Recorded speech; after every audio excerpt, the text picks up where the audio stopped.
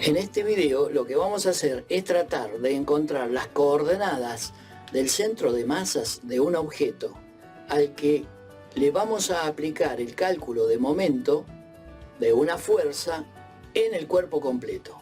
Posteriormente vamos a hacer otro análisis sobre el mismo cuerpo, pero dividido en una n cantidad de partículas pequeñas y aplicando el cálculo de momentos en cada una de esas partículas y sumándolos. Luego, por comparación, vamos a obtener las coordenadas del centro de masas de ese objeto en función de su peso. Y en un video siguiente vamos a hacer los cálculos para encontrar esas mismas coordenadas, pero en función de las áreas de las superficies que componen ese objeto. Vayamos a verlo. Se va a necesitar la representación de un cuerpo de masa m minúscula, homogéneo, por lo que tendrá la misma densidad en toda su extensión.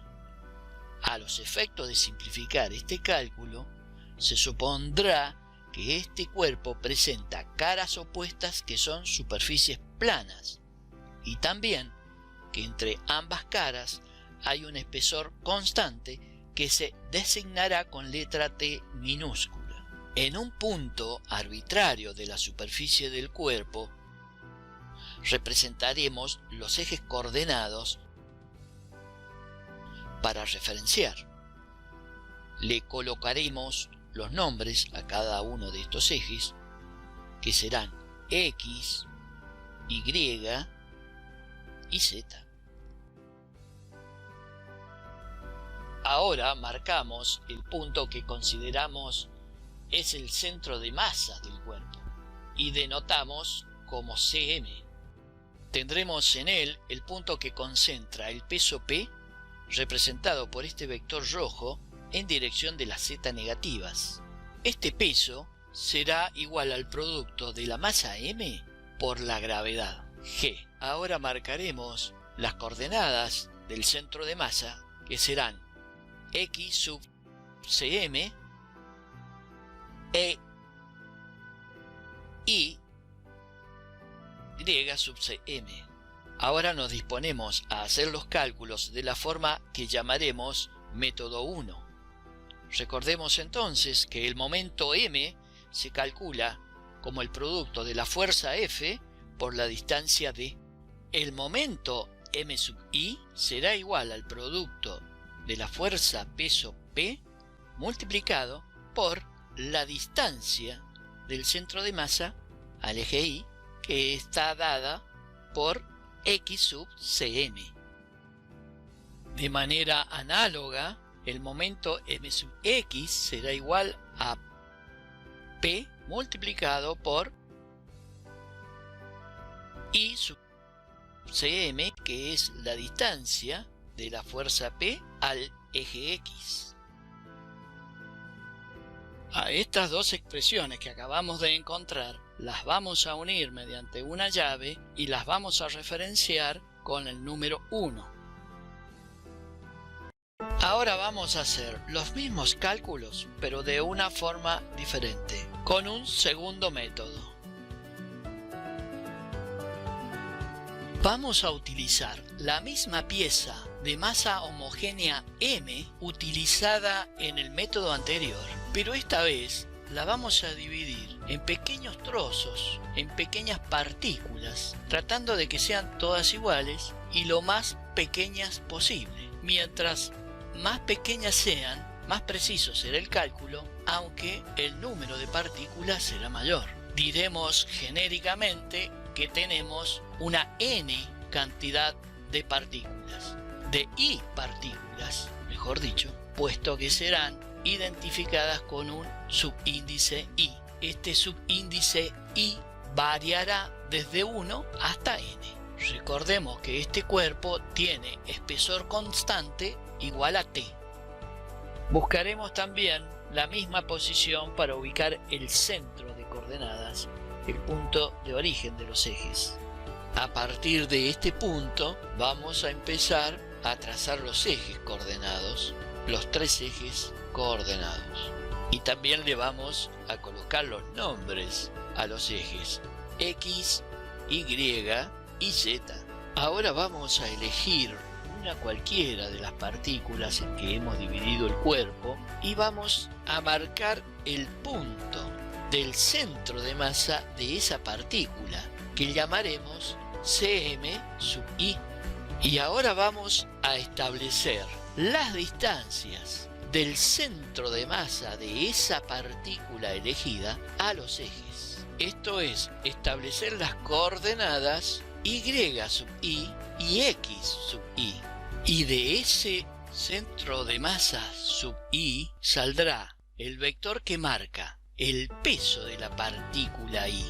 Su expresión algebraica será delta P sub I igual a la masa sub I multiplicada por la gravedad.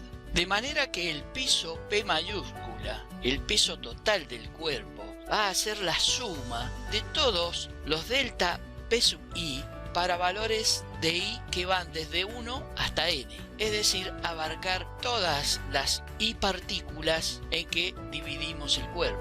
Entonces, el peso total sería igual a los n sumandos de los delta P sub I e igual a la suma de los n productos de los m sub I por la gravedad. El desarrollo de una expresión con n sumandos puede resultar extremadamente larga, por lo que se sintetiza con el símbolo de sumatoria, que es la letra griega sigma mayúscula, donde en su parte inferior se indica que el índice I va a variar desde 1 hasta el n que se indica en la parte superior. Diremos que el momento de la partícula I con respecto al eje de las X va a ser igual al producto de delta P sub I por la coordenada Y sub I. Vamos a hacer la sumatoria de todos estos momentos de las partículas sub I con respecto al eje de las X para obtener la sumatoria de los productos de los delta P sub I por las Y sub I. De igual manera, vamos a calcular el momento que genera esa partícula elegida, esa partícula sub I, con respecto al eje de las Y, y que va a ser igual al producto del peso de esa partícula delta P sub I por la distancia al eje de las Y, y que está dada por la coordenada X sub I. Pero como necesitamos el momento total de todo el cuerpo, vamos a hacer la sumatoria de los momentos de todas las partículas para I igual 1 hasta n con respecto al eje de las Y. Y eso va a ser igual a la sumatoria para I desde 1 hasta n de los productos de los delta P sub I por los X sub I. A las ecuaciones obtenidas las vamos a ligar con una llave y le vamos a dar la referencia número 2.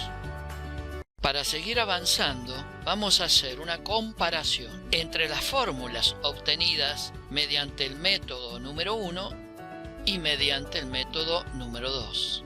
Recordemos que habíamos calculado momento a partir de el peso de un cuerpo de masa m con respecto a unos ejes coordenados cuya ubicación establecimos arbitrariamente.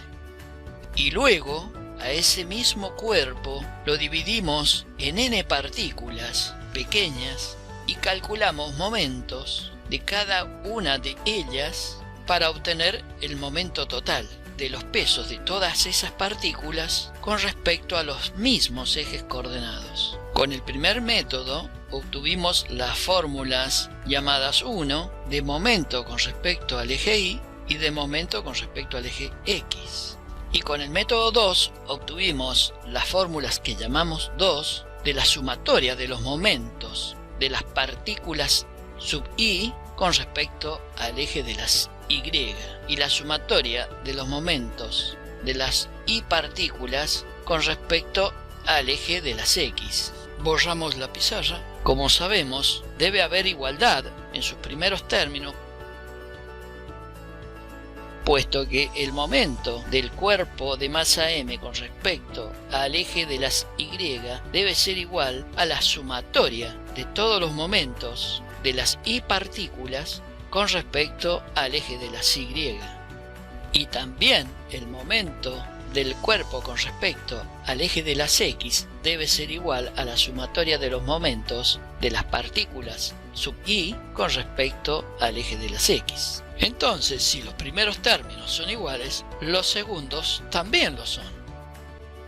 De ahí que el producto del peso por la coordenada y del centro de masa debe ser igual a la sumatoria de los pesos de las y partículas multiplicados por sus respectivas coordenadas y sub i.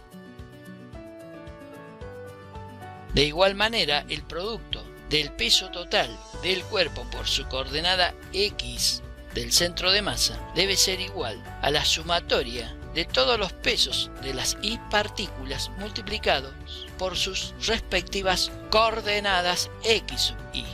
Ahora, despejando las coordenadas x e y del centro de masas, tendremos que y del centro de masa será igual al cociente entre la sumatoria del producto de los pesos de las y partículas por sus respectivas y sub i dividido en el peso total del cuerpo.